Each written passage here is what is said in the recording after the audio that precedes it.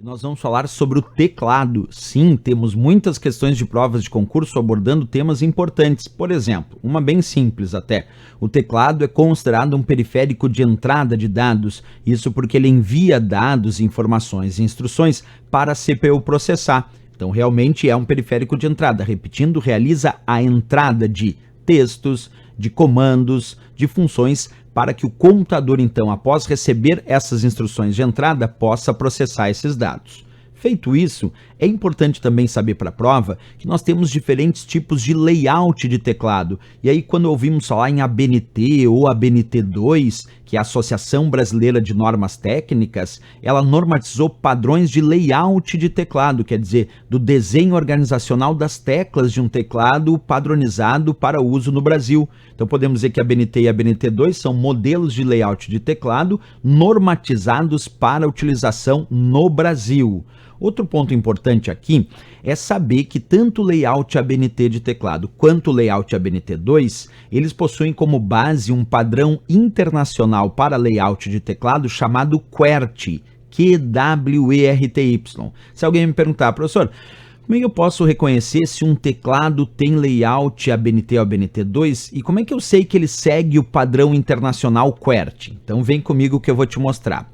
Quando o layout de teclado, observa na imagem, é do padrão internacional QWERTY, isso significa que as primeiras letras do alfabeto que aparecem no teclado são em ordem Q, W, E, R, T, Y, que significa justamente QWERTY. Então é muito fácil identificar que o layout tem a padronização internacional QWERTY, porque são as primeiras letras do alfabeto que aparecem no teclado, Q, W, E, R, T, Y. E tanto o layout ABNT quanto o layout ABNT2, utilizado como norma padrão para a indústria brasileira de teclados, de layout de teclado, seguem essa padronização internacional chamada QWERTY. Outro ponto, o que diferencia um layout ABNT2 do ABNT mais tradicional, atualmente o ABNT2 é o principal padrão utilizado no Brasil, é que o layout ABNT2, quando chegou, ele passou a incorporar a tecla cedilha inclusa fisicamente no teclado. Isso porque o layout ABNT2 permitia que o usuário faça o cedilha, mas para isso o usuário precisava pressionar o acento e a letra C. Já com o layout ABNT2, como a tecla cedilha passou a constar fisicamente no teclado, observa a imagem. Aí eu mostro um layout de teclado padrão ABNT2, que segue a padronização internacional QWERTY, e eu identifico que de fato ele é o layout ABNT2, porque eu percebo aqui a existência da tecla cedilha fisicamente inclusa no layout do teclado. Por isso podemos afirmar que esse é o layout ABNT2. Bem, outro ponto, existem, claro, outros tipos de layout. Nós estudamos mais no Brasil ABNT, ABNT2 com cedilha, seguindo padronização internacional QWERTY, mas isso não quer dizer que não existem outros layouts de teclado, como, por exemplo, esse layout aqui chamado Dvorak. Percebe como no teclado do layout Dvorak é bem diferente a disposição das teclas se comparado ao padrão internacional QWERTY. Ó. Aqui temos P, Y, F, G, C, R, L. Então, realmente, o teclado com layout Dvorak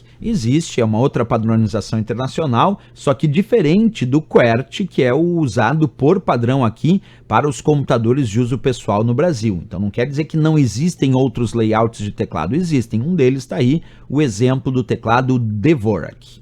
Bem, pessoal, outro ponto importante.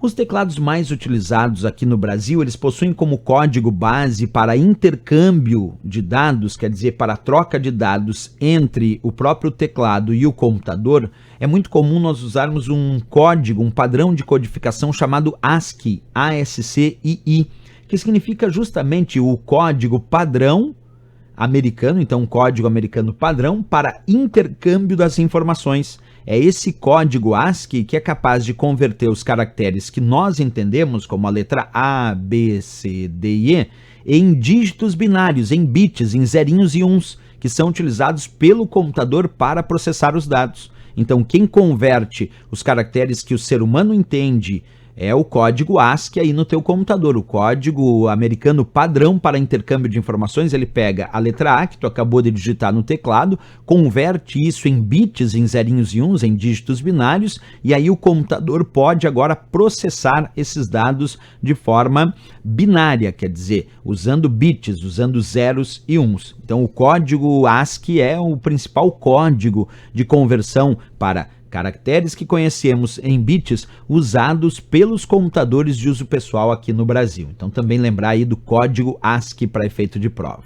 Bem, pessoal, em relação a conexões de teclado, existem variados. Teclados bem antigos de computadores na era do PC-XT, então muito antigo, costumavam usar um determinado tipo de padrão de conexão de teclado na época chamado de DIN. DIN é como se fosse a ABNT, só que é da Alemanha, e ela padronizou esse tipo de conector, e aí por muitos anos foi um dos principais padrões usado para conectar teclado ao computador. Aí depois veio o padrão de conexão PS2, tanto para teclado quanto para mouse, que foi chamado e apelidado de Mini DIN, porque ele tinha as conexões do padrão DIN, só que ele era menor. Então foi apelidado de Mini DIN, que era conectado no que nós chamamos de barramento PS2, que servia tanto para mouse como para teclado. Aí depois, com o advento do USB, que é o barramento serial universal, boa parte dos teclados usados com fio usam esse tipo de conexão USB. Agora, quando temos conexão sem fio de teclado, aí tem variados tipos de conexão sem fio, como o padrão Bluetooth, como o próprio infravermelho, entre outros padrões de conexão. Bem, falamos então de layout de teclado, falamos de tipos de conexão, sabemos que é periférico de entrada. Vamos então para as questões de prova sobre o teclado. Acompanha comigo essa questão que diz assim: o teclado é um dos componentes do computador que o usuário tem mais contato. Existem diversos padrões, a exemplo dos teclados QWERTY, assim chamados por causa da disposição das letras do teclado, e a configuração para esse tipo de teclado é diferenciada para atender às necessidades específicas de linguagem. Qual é a configuração brasileira para atender às necessidades específicas da língua portuguesa no sistema operacional Windows? Pessoal, quando ele cita QWERTY e pede a padronização brasileira para o QWERTY, é ABNT ou ABNT2. Resposta, então, letra D de Dinamarca, porque tanto o layout ABNT quanto o layout ABNT2, eles funcionam como uma padronização brasileira para o layout de teclado internacional conhecido como QWERTY, em função das primeiras letras do teclado ali do alfabeto, que é o Q, W, E, R, T, Y. Né? Então, letra D de Dinamarca aqui, o gabarito dessa questão.